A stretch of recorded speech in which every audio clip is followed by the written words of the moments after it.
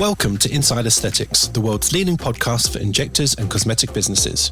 I'm Dr. Jake Sloan, an aesthetic doctor based in Sydney, and I'm joined by my co-host and good friend David Segal, an entrepreneur and an aesthetic business mentor.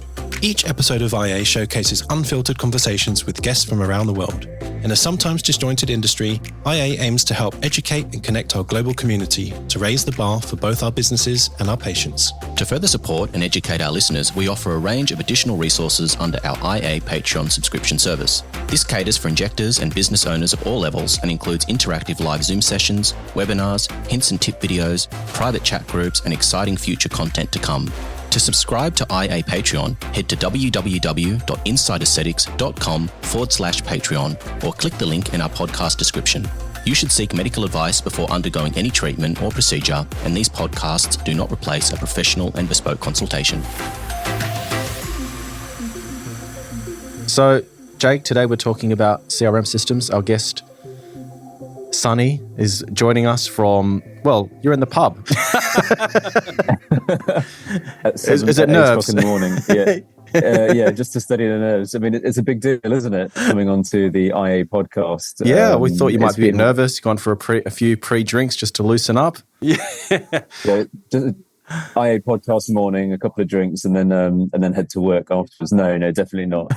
It's evening for you guys, so no Negronis here. Yeah, well, just to explain, because it was kind of funny, Sonny, this is all planned, obviously, and Sonny turned up to his work where he sort of contracts, and it's all locked. Yeah, so maybe they don't want you to work there anymore, Sonny. You know, like when a girl breaks up with you and she just wants to change the locks on the door, and you turn up and you're like, oh, I guess it's over. Yeah. Well, I've never had anything that drastic in a relationship, David, but I think afterwards you'll probably have to explain a bit more to me if you need to. Oh, you haven't lived till you've been locked out of your own house. No. Yeah, so if you're eventually watching this on YouTube or whatever, the audio and video is as good as we can get it from. Yes. You're at the Premier Inn Hotel sitting at the bar. No, in the breakfast breakfast lobby or restaurant. Much more civilized. Yeah, much more civilized. Yeah, definitely. Fair enough. Definitely. Now, obviously, because we're time limited, because you've got to get to work, let's just introduce you, Sonny, and then we'll talk about the topic of the day, which is an interesting one. Yeah. To preface this, I don't think any of us are experts at CRM systems. So, today is more of a three-way chat amongst colleagues of various backgrounds, but I don't think any of us can profess to say we are experts at CRM systems. No. But Sonny, tell us all about you, your background, what you normally do, how you became an esthetician or an injector, whatever you want to call yourself, and then we'll get into the meat of the topic.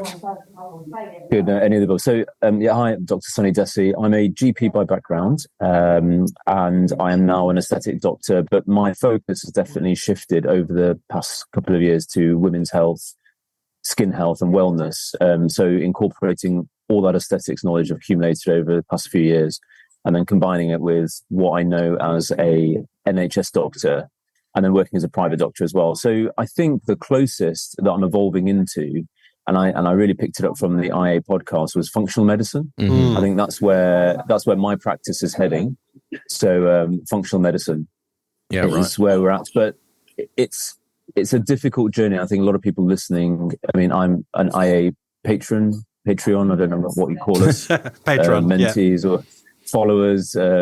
But I think aesthetics is constantly evolving. And for those of us who have different backgrounds, we're trying to find our place and not just be an injector. We're trying to bring all our skills in. So, I was in the army for 16 years. I think it must have been on deployment sometime in Afghanistan when I thought I'd really like to do something different. Nothing like the stress of being on deployment. I wanted to run my own business, and it was either go down occupational health or do aesthetics. And I already had an interest in dermatology and skin. So here I am doing a podcast with you. Yeah. After that's awesome. After that. And so how long have you been injecting for? Because we met, I think it was about a year or two ago, you and your colleague Viv were doing some Instagram lives on ultrasound and, you got some big people on there and you kindly asked me to come on. I don't know why, because I'm new to ultrasound, or I was new at the time. But that's how I met you guys. And then we've become friendly through the podcast and our Patreon sort of program. So how long have you been injecting for? So I think I did my first weekend, the usual one-day foundation course in 2016. So since 2016, I've been injecting, and I think I've travelled the stereotypical route of every injector, where you plough so much time into doing hands-on training. You start building up a great patient list, and then after a couple of years, you think, oh, I'll set up my own practice, find my own space, and then a few years later, you're running a business, and suddenly you need guidance, and you think you're alone, but without flattering you guys too much, people come along like yourself, running the IA podcast, giving out a lot of guided information, and even for me, as I would say, a fairly seasoned and now cynical aesthetic practitioner, I still feel like I'm a newbie. So when I listen in, you're always learning new information. So, firstly, thanks for having the podcast. Oh, thanks, buddy. Very That's much. really nice. And I actually guess that's a great introduction to this topic, because you've pretty much set the scene, because most injectors, including me and David, sort of stumbled his way through over the last 20 years. You sort of start this thing, and then you realize at some point that, shit, am I doing this right? And have I chosen the right systems and processes and software and products? And am I doing the right thing? And today we're talking about CRM systems, which is customer relationship management. So basically clinical software. And the reason we asked you, Sonny, was because our recent podcast with Dr. Askari Townshend and his system Columns. I know that you were using Columns, and then suddenly he had his issue with finance, and we were talking on our Patreon group where you said, has anyone got a good solution or something different? And we all sort of scratched our head and went, I don't know. I'm kind of okay. I'm not super happy, but I think I'm doing okay. So is that a good intro? Yeah, I think so. And I think it's almost like the forgotten element when people are looking to start a business. Everyone's very focused on clinical application and getting patients through the door and finding the right premises and staff. And the CRM system a lot of the time is like an afterthought or something that doesn't get the attention that it needs. And then I guess to further amplify the problem, a lot of the systems that have been used historically weren't designed for this application. I mean, if you look at sort of, you guys coming from like hospital or GP land, that the software systems that cater specifically for those types of occupations. But when you're moving into this hybrid between clinical applications plus the business side of things, especially if you're looking to do something from an entrepreneurial perspective, it's where a lot of people struggle. But we'll get into it, is that there's different elements. You need the clinical components, which allows you to chart correctly, be compliant with all the regulations and guidelines. And then from a business perspective, for someone like me that's wanting to look at this data, I want to be able to drill down and look at, what's your return rate, what's your average spend, being able to splice and dice your database to have a look at different segments and how you can market to people in different ways who perhaps haven't done certain types of treatments or haven't seen you in a period of time. So I think it's sort of like we've reached this crossroads where everyone's trying to come up with the right solution, but no one seems to have it just yet. Yeah. Now, Sonny, if I can ask you, because this is such an obvious question, but there'll be listeners out there who I guarantee you are still using paper and pen for their notes. So why do clinics or injectors need a CRM system? Like, tell us from your own experience. So firstly, I think the very language that David is using, return on investment, finance, reports, there's a tiny percentage of me that just slightly switched off when you're talking about it. And obviously that tiny little bit of me has taken a beating in the corner of my mind and said, you got to listen to David, because this is the stuff that is the lifeblood of your business. Going back to what you were saying, we come, as you said, we come from the NHS or we come from a health background. And even if you're in a private medical background, you go into work, you see your patients, you think as a educated individual, we've got countless letters after our names and, well, not so many, but, degrees and so on. And you think, I'm educated in this. I know what I'm doing. But, this has taken, I think it's taken me 2 years of just personal development, of really just understanding 10% of what David was just saying. And that learning process is continual. Why do we need a customer relation management? A little bit of honesty, I had to Google CRM again. What does CRM stand for? Because that's how bad it gets with trying to focus your attentions as a clinician, as a business person, and then as a manager as well. And I think I'm sure you guys have read the E-Myth.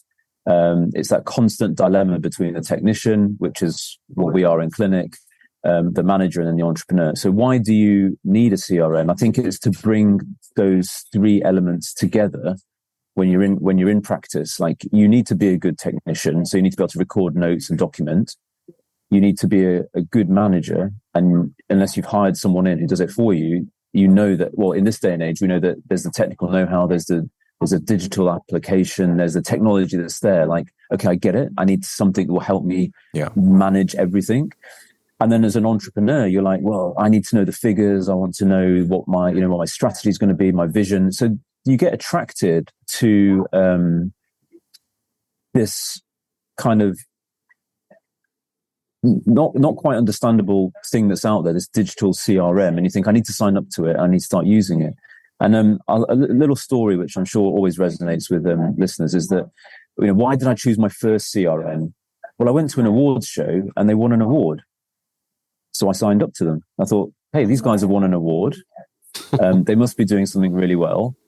It's only the cynic, the old bit of me now, a few years later, realizes that sometimes when people win awards in aesthetics, they may have influenced how they got that award, perhaps. Anyway, I'm just speculating there. But the fact that you've got a lot very of grins cynical on your of these faces, awards. A friend reached out recently and said, hey, and he's in the UK, will you vote for me? Yeah.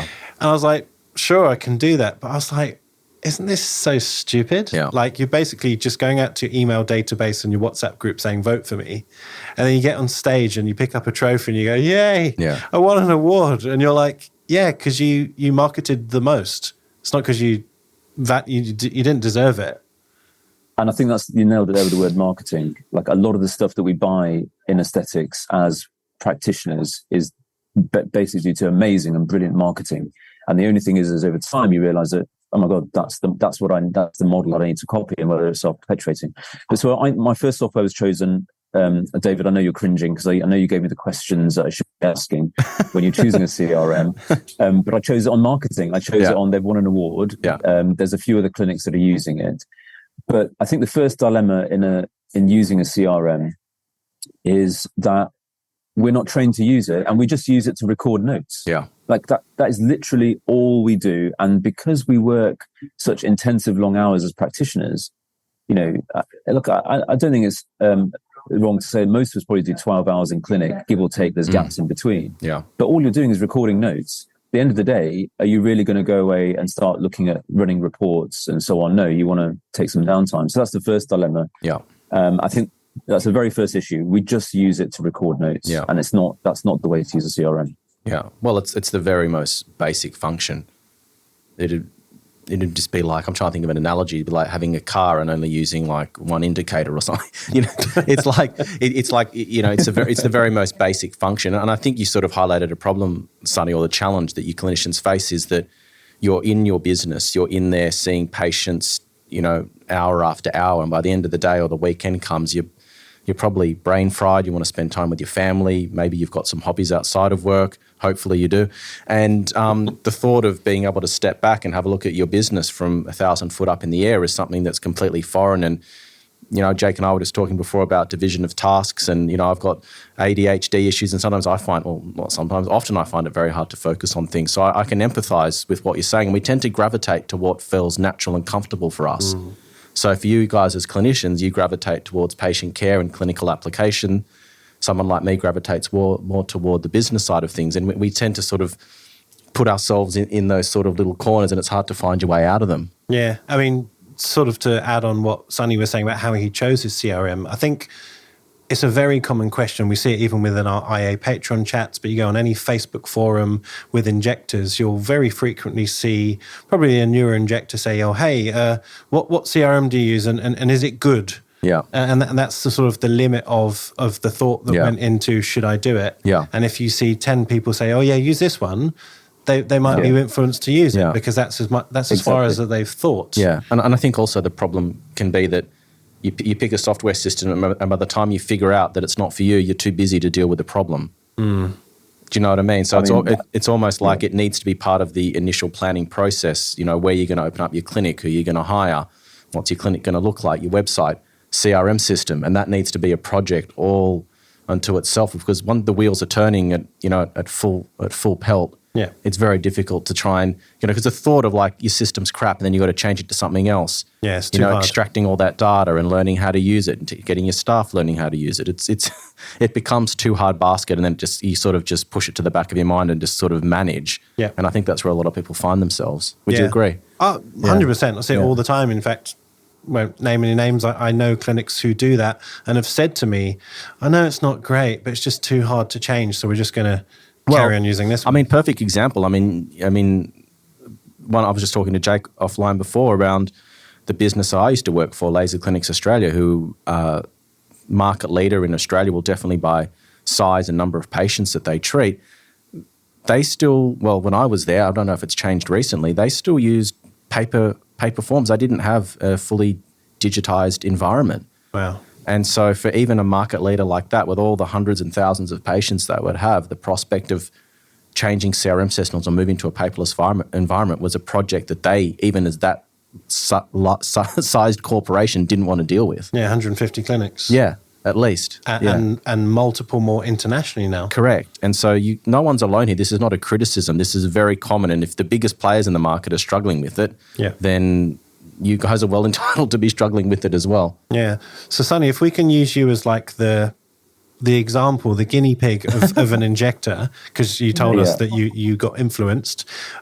Did you, or maybe I'm answering the question here, but did you think about your patient flow, the patient journey, what forms you might need? Did you understand what your clinic might look like before you committed to it? Because I think that's what people aren't answering before they commit to a system.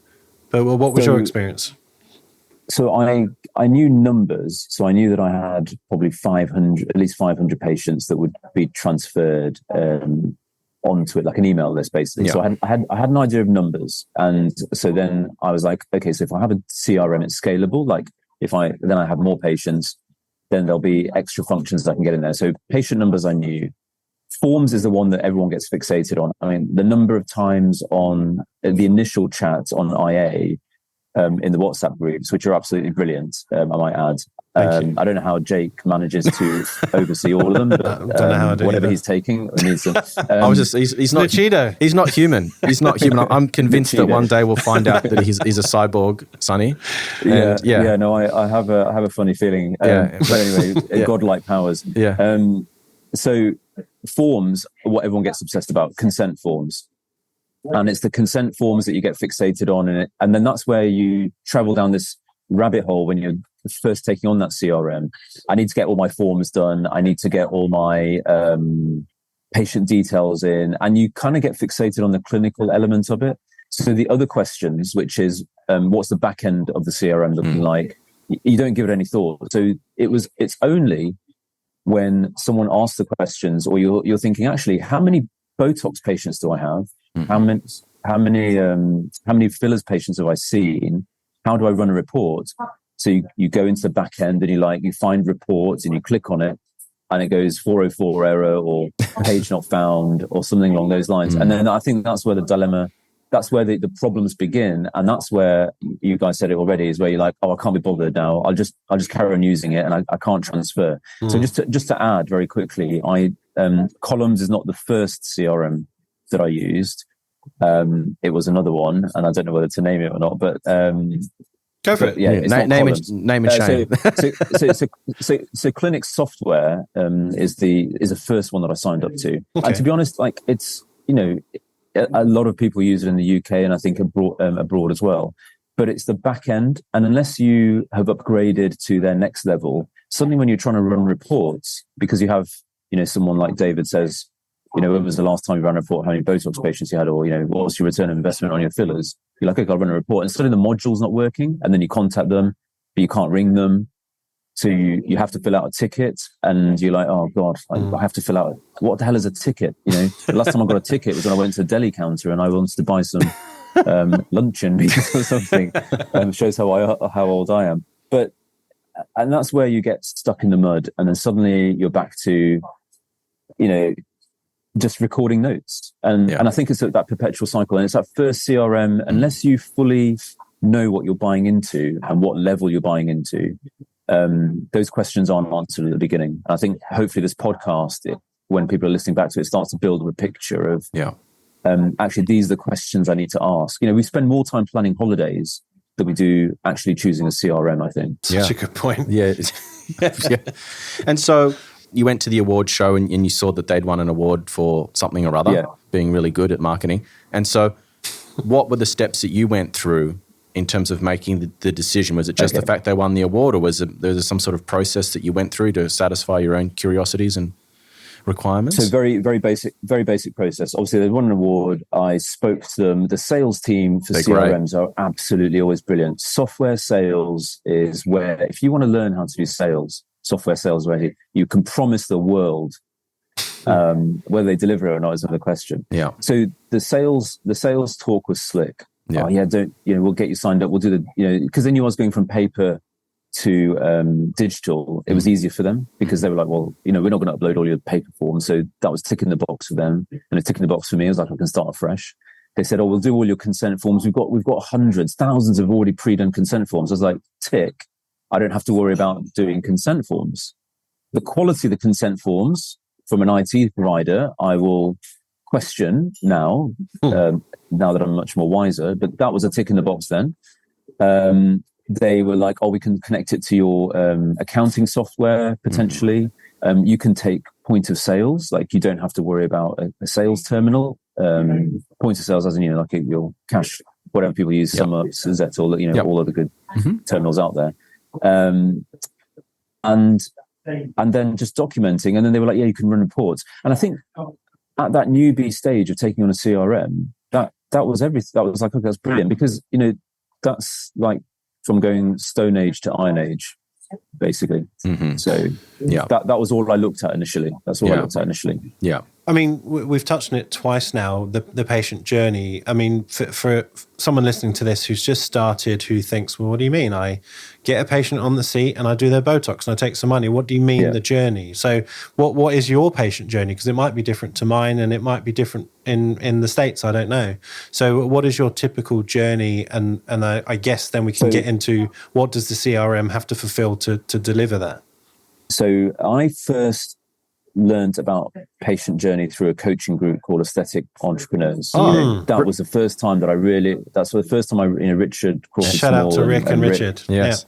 Yeah. So it's the first time I started understanding that a patient comes into clinic, they have their treatment, they go away, and then they might they come back again. You want them to come back. So what does that journey look like for them? What are all the touch points? And for me, when I first started out, it was like, I do their Botox. They'll hopefully come back in 3 months and I'll do their Botox again. And as I evolved, it was like, well, hang on a second. I like to educate my patients. So I want to educate them about skincare.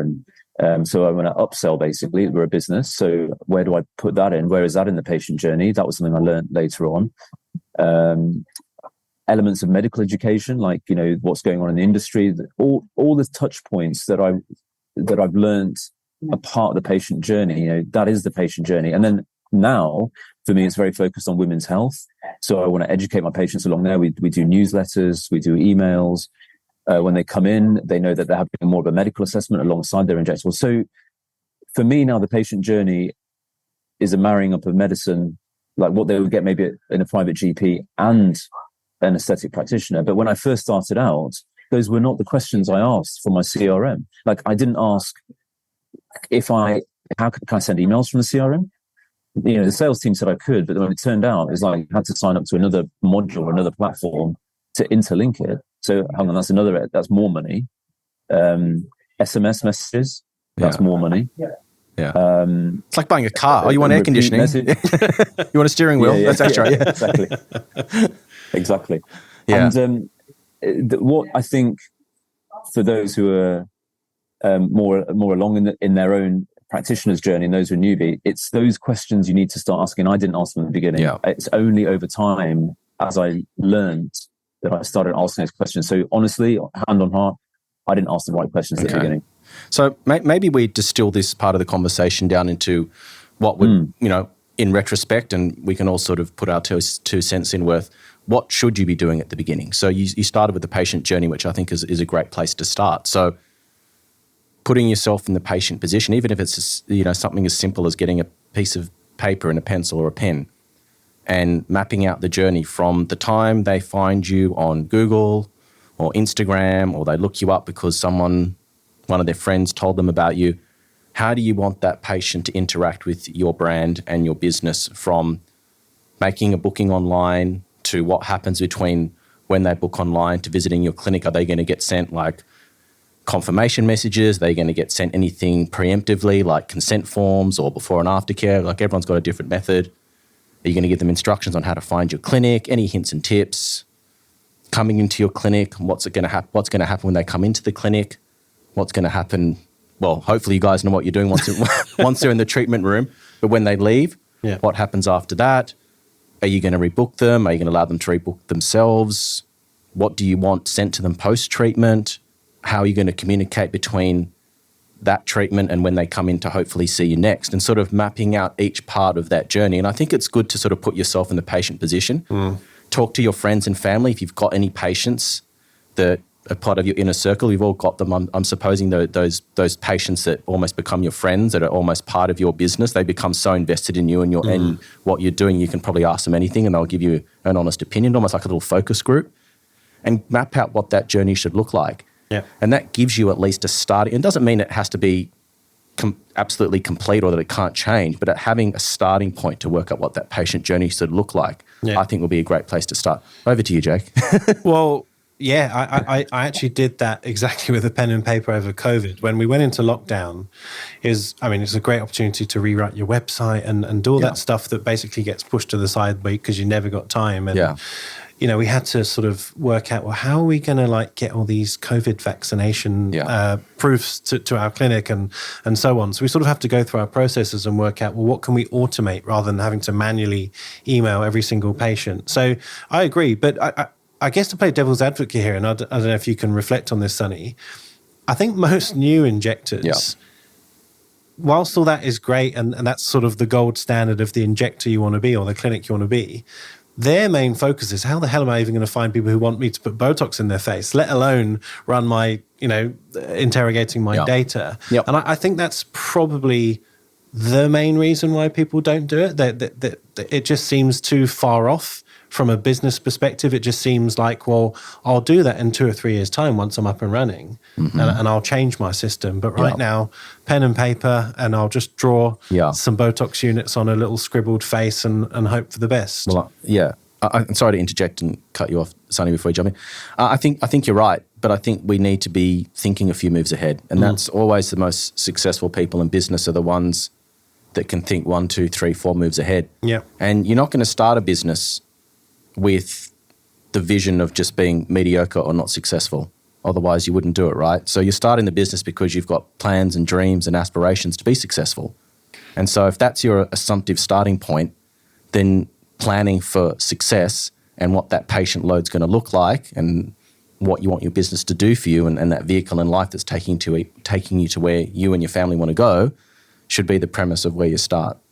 Listen to that again, guys, because I really do think that most injectors go, well, as long as I'm putting stuff in a face, I'm successful. And it's way more than that, obviously. I've spoken to lots of injectors, some that have worked for me over the years, and they can be the greatest clinicians in the world, but they don't have a clue about the commercial side of their business. And some of them make good money initially. They sort of don't know how to sustain their businesses. They've got disorganization issues. I've got disorganization issues as well. But I think, you need to plan for success, and that this first step is critical in helping you understand what you're going to want out of your software system. So when you turn up at an awards night and you're being wowed with some piece of software, you've got an idea about what you want out of that investment. Because and these systems aren't cheap either. And this is another problem we'll get to as well, is that people want to pay peanuts for a system that does everything for them. Yeah. When you think about how many hours go into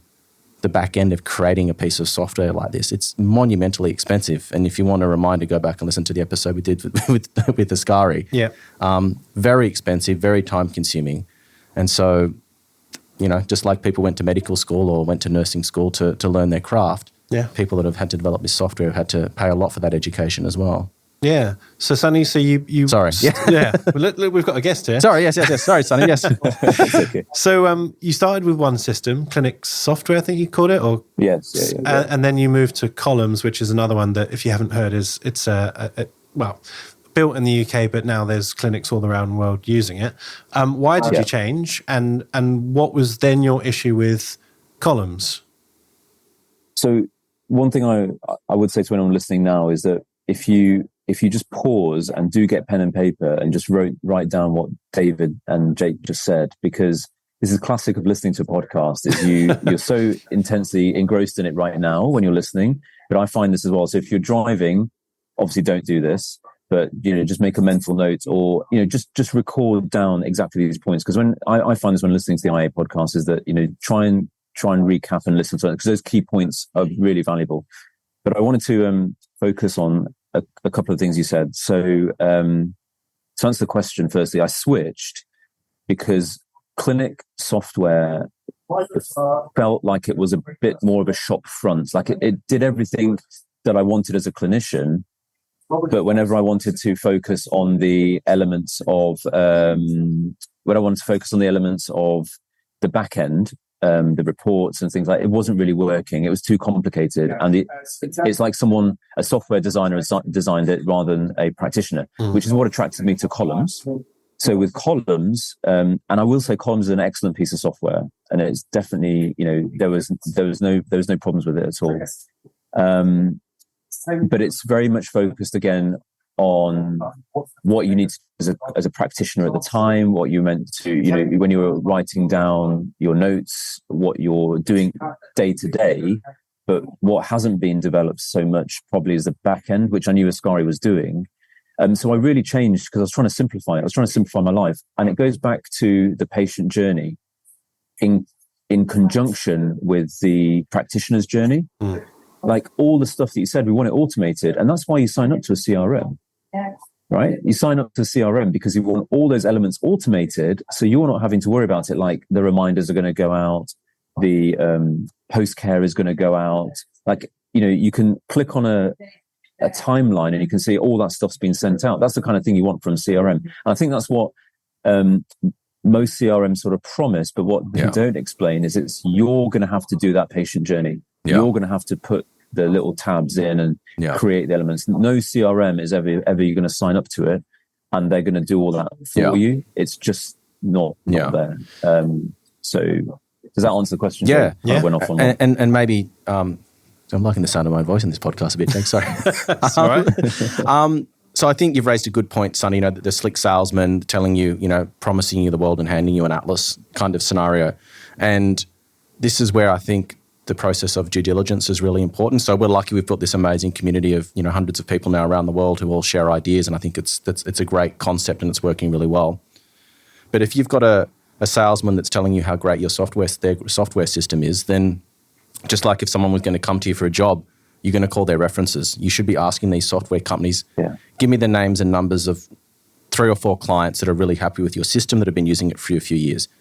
Reach out to those people. Maybe you need to see if they're happy to come and host you at their clinic for a period of time, whether it be half a day, and sit there and ask them to take you through the software system. What do they like about it? What do they not like about it? Get them to take you through the process of the patient journey. If they're worried about, don't do it in your suburb. If people are worried about you stealing intellectual property or whatever it is, maybe you need to travel a little ways away to get someone that's comfortable. But I think this is part of the research, is go and spend some time with someone that's using the software system that you're looking at and see how it's being used in someone else's business and getting real feedback from them, because they can tell you they've got all these hundreds and thousands of happy customers. But I think, what do you think about that? I was going to say, in real life, that clinic's going to say, fuck off, we've got better things to do than host Sonny, to be completely honest. I think there's a lot of, we do get competitive, and I think things are changing because the communities are building up. And it's like, sharing information, free information is better than no information.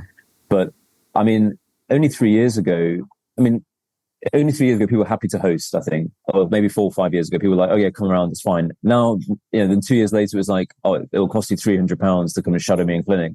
And now people are like, it's £1,000. And it's because of, I don't know whether it's a mindset shift, but I think Jake's right. When you raised it in the group, in the WhatsApp group, David, when you said it, and that immediately got my back up a little bit, because like no one does that. And is that because I'm becoming more business minded? I don't like the sound of it, but why would I do something that's going to benefit you? What's in it for me, sort of thing? Oh, well, I mean, and that spiritual community is also, I mean, I've done it before. I've had people that have allowed me to come into their business and check things out. Maybe it's the way that you ask, and maybe what tends to happen is if a software company or any company really has a good relationship with one of their customers, they'll say, look, can I use you as a reference? Maybe they'll put a sweetener on the deal. They'll give you a discount on your subscription or something along those lines. So obviously there has to be something in it for everybody. Yeah. And I think that's part of the reason the community works, because we're all open and sharing. But, absent of that, then it's just about being creative. And if this company can't provide you with that, and you don't have the ability, because this is a problem, right, is that you say you're going to buy this software system and it's going to do all these wonderful things, and then you get it in your business, and it's kind of almost too late. You've already, the horse has bolted. What are you going to do? So I'd be pressing these companies to say, hey, look, this is my concern. I've been burnt with software companies before. I don't know what I'm buying until I've actually seen it working. If you want me to buy your software system, you're going to need to convince one of your clients, I don't care how you do it, but I want to be able to see how this thing works on the ground and actually spend some time seeing how it works, because a 20-minute demo is not going to cut it. Yeah, you almost want that successful clinic to act as an ambassador, or even a KOL, or whatever you want to call it. Yep. And they get paid to do that. Yep. Because they can show it's actually working. It's not bullshit. Yep. Correct. Yeah. Yeah. So what are you using now then, Sonny? Because the columns thing was quite recent.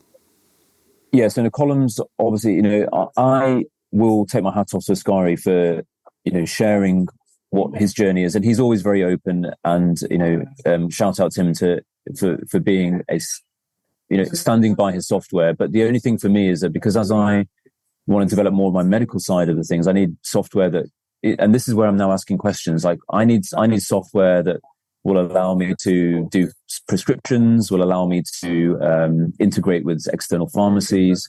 Now I know the questions to ask, because I have a better vision, or a clearer vision, of what I want from my business.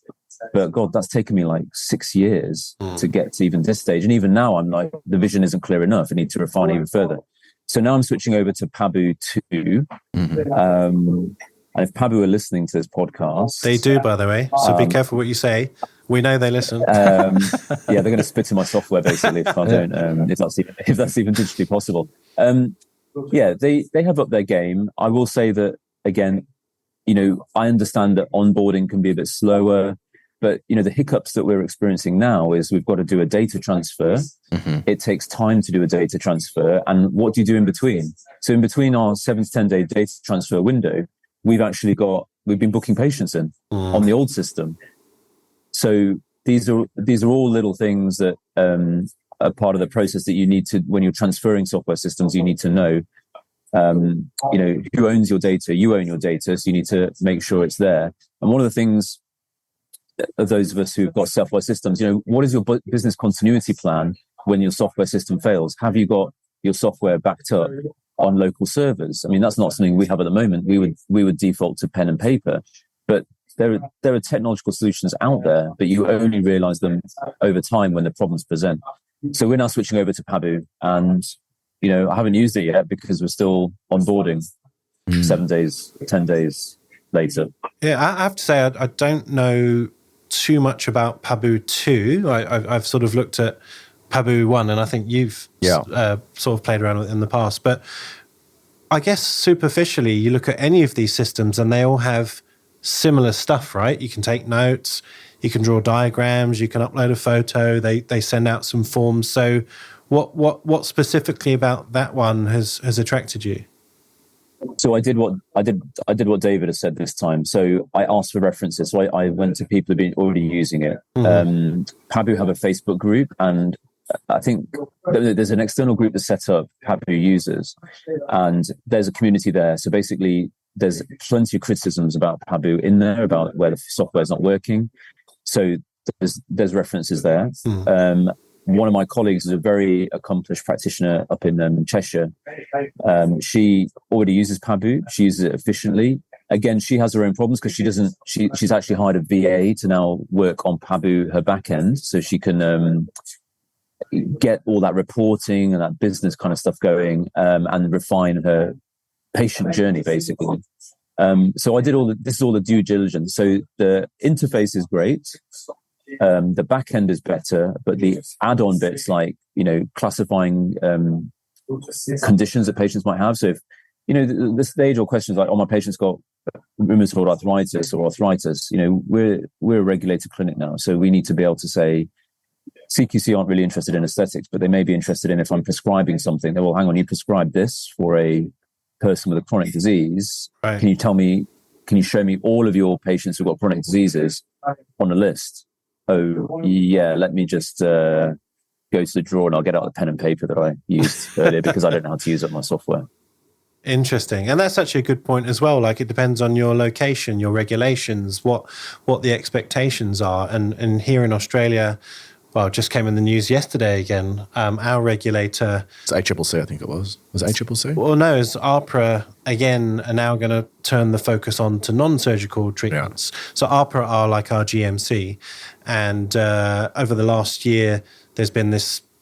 Well, it's sort of a cyclical thing where they keep on looking at industry, but this time they were looking mainly at surgeons, cosmetic surgeons and plastic surgeons, but we sort of got swept up as part of the cosmetic, I guess, providers. And then next year they're going to look at us again with a microscope. Mm-hmm. And so there's certain things even from 1st of July that we have to do.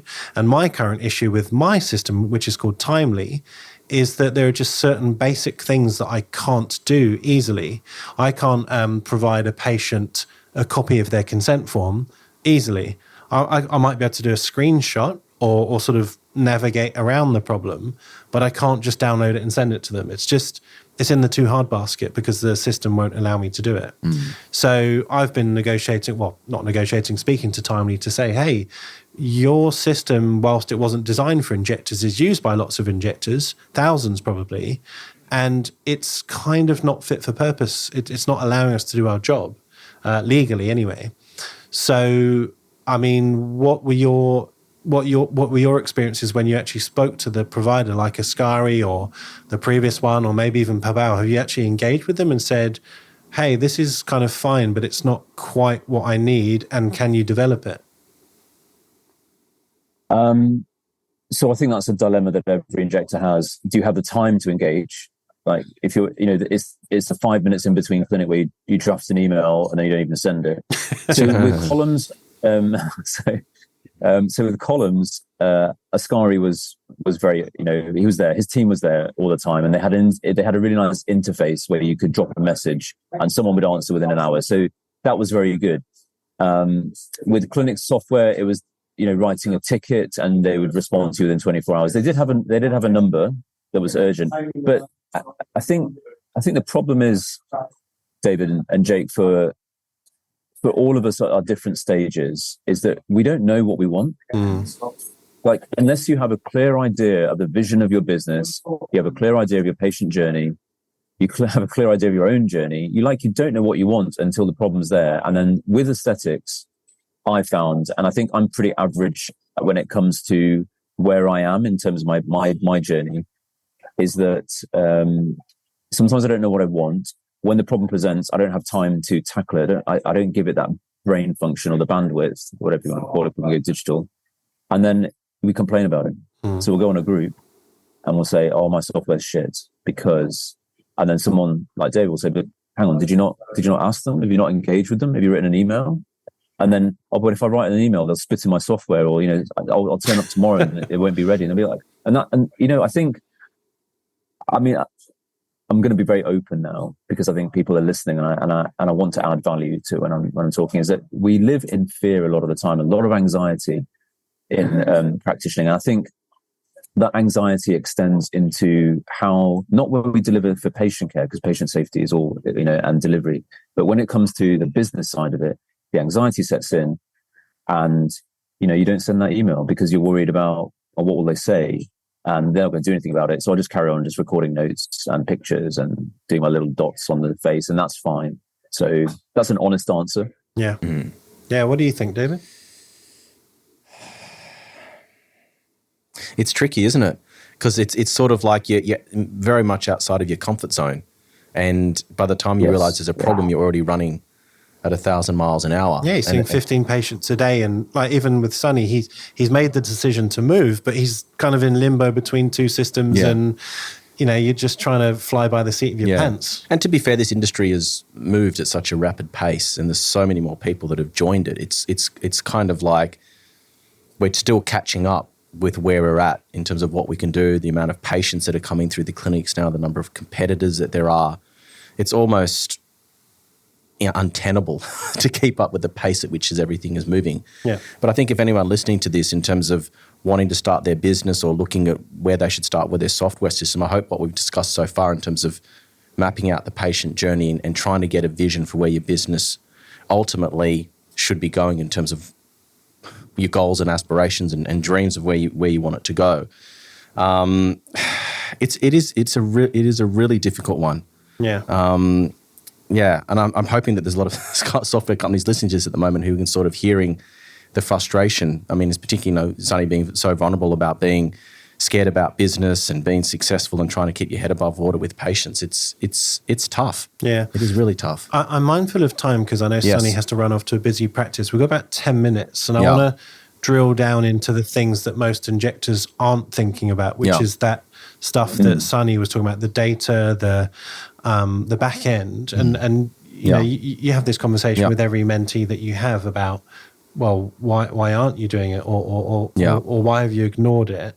So, can you sort of, in a nutshell, just explain what we even mean? There'll be some people going, "What the hell are they talking about? What do you mean the back end?" Yeah, so the back end of the software is, I guess, everything that isn't clinical or the things that you're interacting with on a sort of a minute by minute basis in terms of inputting patient notes and data. So things like your stock, what's coming, what's going. Doing that regularly because you can use elements within certain software systems to keep control of your stock. You can set things up so that it automatically reorders stock for you when you fall below a certain level.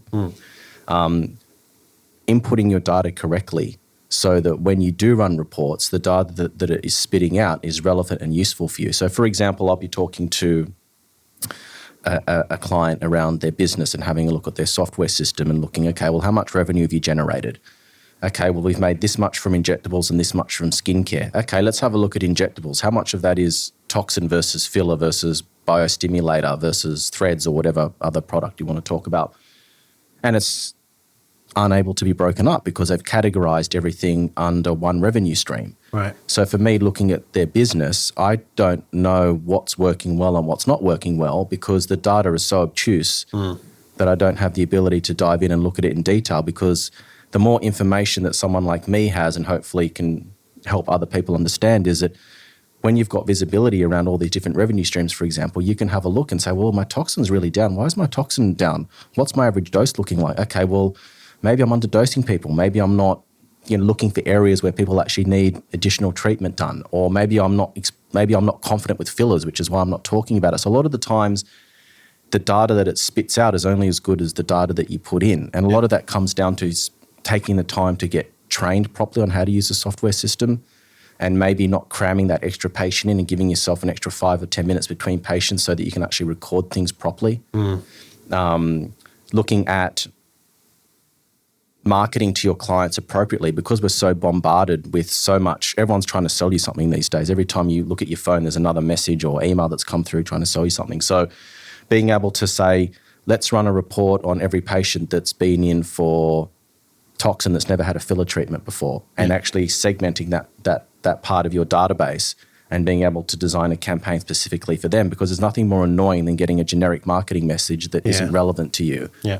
It's annoying and it makes you feel like the person doesn't know you or doesn't care about you, just another number. And all that all comes down to inputting the data correctly, and that's something that a lot of people just don't do very well. And so they might have the greatest software system, but they might not be using it properly, which then kind of defeats the purpose of having it in the first place. Yeah. What's your experience of that, Sonny? Have you fallen into that trap?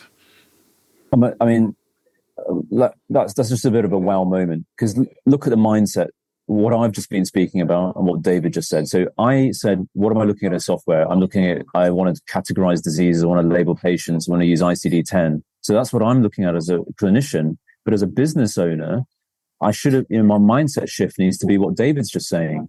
how many toxin patients are coming? How many times have I spoken to patients who just have toxin that maybe filler? How many times have we marketed, or how many times have we sent that out? Where have we categorized on the basis of business? And that's where the mindset shift needs to come in, because we always default to the clinical categories. But just imagine if you're as you're recording, you're going, right, there's my clinical category, and now here's my business category. Well, this patient just comes in for Botox. That's the data I want to know.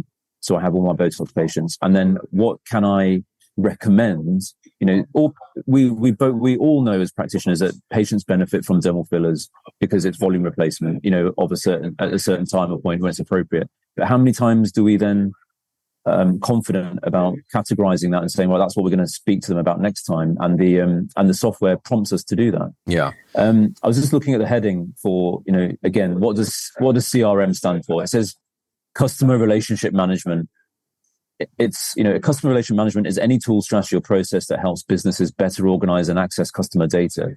Like what we do as clinicians isn't that. I mean, yes, to an extent it's patient relationship management, but not in terms of the custom element. I think that's a mindset shift that's needed. And it comes with time. It's a learning process. You listen to this podcast, you go away and you listen to someone else, you read a book. But that extra 10 minutes at the end of the day to spend on, just playing around with the bit that's not booking patients in and recording data, I think is a valuable advice. One less patient.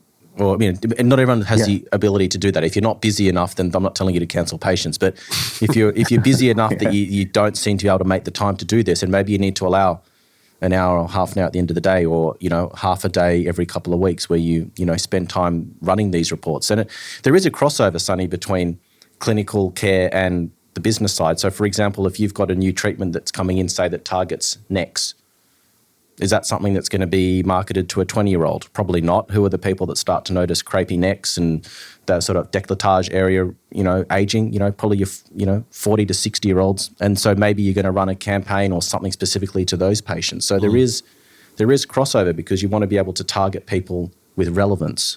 Yeah. And you want to make sure that you're educating your patients, because you don't have the ability to pick up the phone every day and say, hey, guess what, Jane?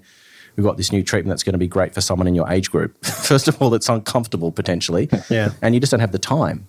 So people actually appreciate being marketed to thoughtfully and appropriately. What types of marketing do you tend to do through your CRM, Sonny? Oh God, cringe. So so honest answer is that's why I switched from clinic software, because their modules weren't working as well as we wanted them to. Columns didn't really have that. It was going to come into development, and we were happy to wait for that journey. Pabau have email marketing. So honestly, what we do now is we use something called Active Campaign, because it allows. We were using MailChimp, and these might be terms that some people are familiar with, but this, especially in the UK. So we use we use a CRM kind of email system, a bolt-on in the business that allows us to send out newsletters every week, see who's opening it, see who's interested in it, get feedback. Ideally, Pabau will allow us to not have to pay extra for Active Campaign, and we can integrate that in. But you know what? That's come with time and experience.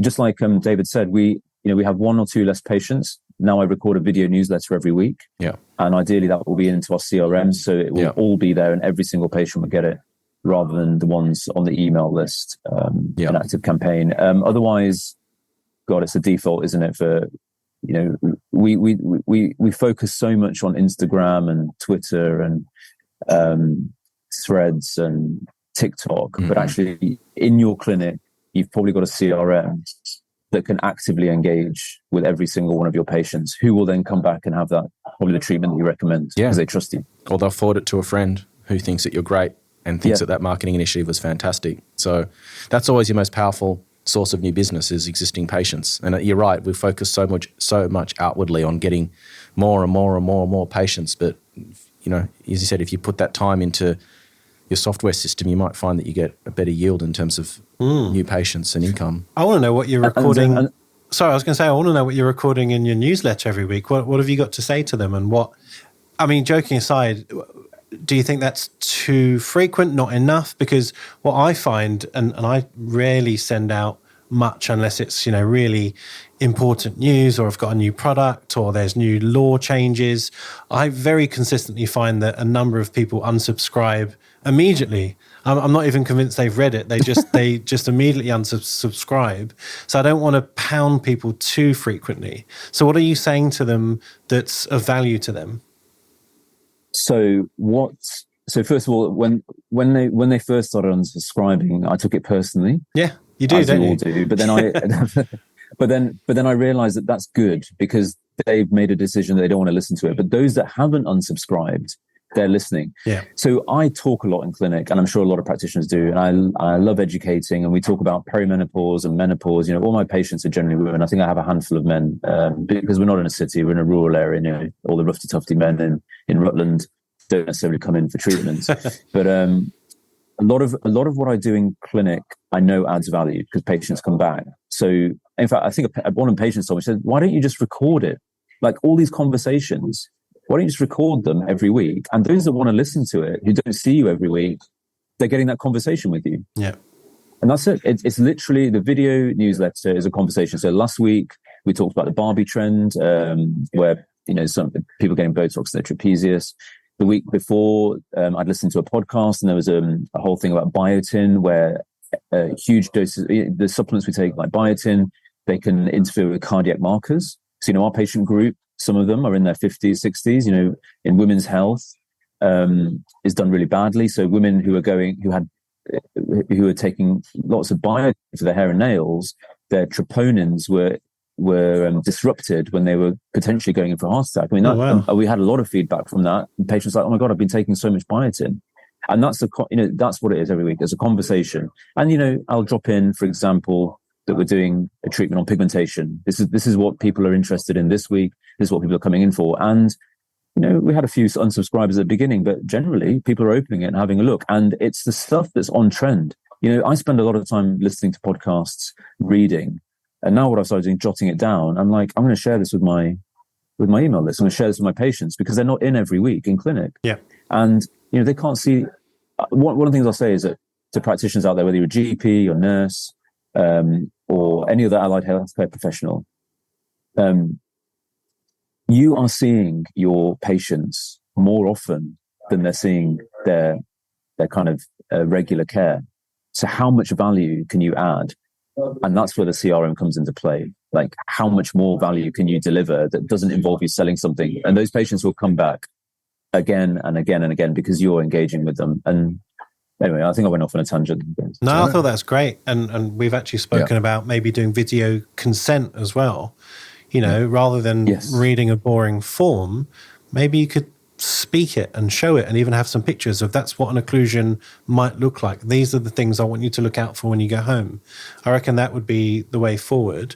And if these CRMs could help that process, then that would be amazing. Yeah.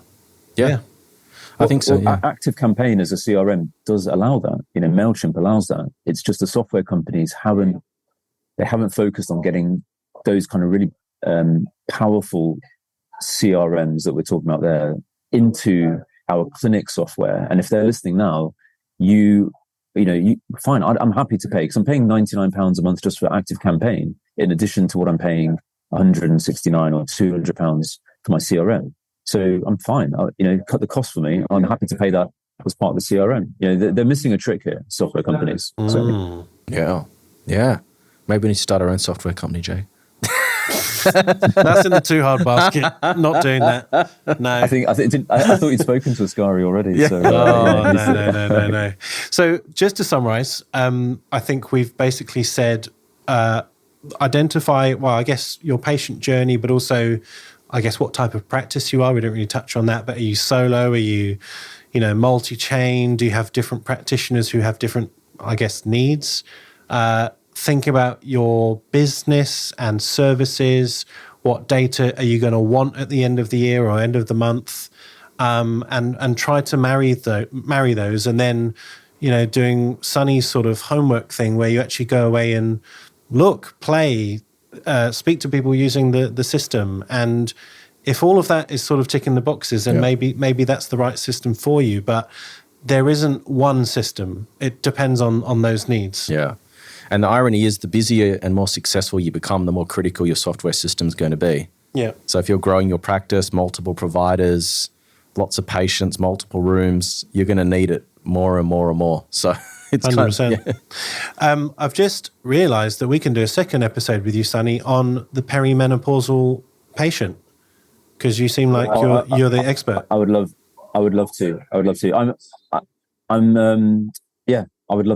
was going to say I'm not an expert, but I'm getting there. Right. But the funny thing is in women's health is that no one's an expert, because if you look at the research and evidence base, it's all based on men. Oh, really? So interesting. Yeah. Well, if you start to dig in, for example, like cardiac markers in for measuring troponins, the ranges. If you look at the evidence base, it's all based on men. So right. women are when they're going in with symptoms of heart attack, their troponins were normal, getting sent away. Anyway, that's one for another podcast. Wow. Interesting. Well, thank you, buddy. Hopefully the audio was okay. We did get people sitting in the breakfast bar, sort of ordering their muffins in the and background, teas. ordering their tea and muffins and whatever. I'm so sorry about that. Apologies. No. I'm more than happy to re-record. No. Andy, our sound engineer, will make this good. But have a good day. Enjoy your. Is it a GP practice today or injecting? Private GP today, medical screening. Okay. So I'm learning the ropes there, so I can bring it to clinic basically. So these are the things you do to add value to what you do in aesthetics. Yeah, fantastic. Thanks so much. Lovely to meet you, and thanks for being such an active participant in our WhatsApp. Yeah, we'll see you in the WhatsApp soon. Definitely. All right, have a great day, guys. Thanks, Sonny. Take care. Bye. Okay.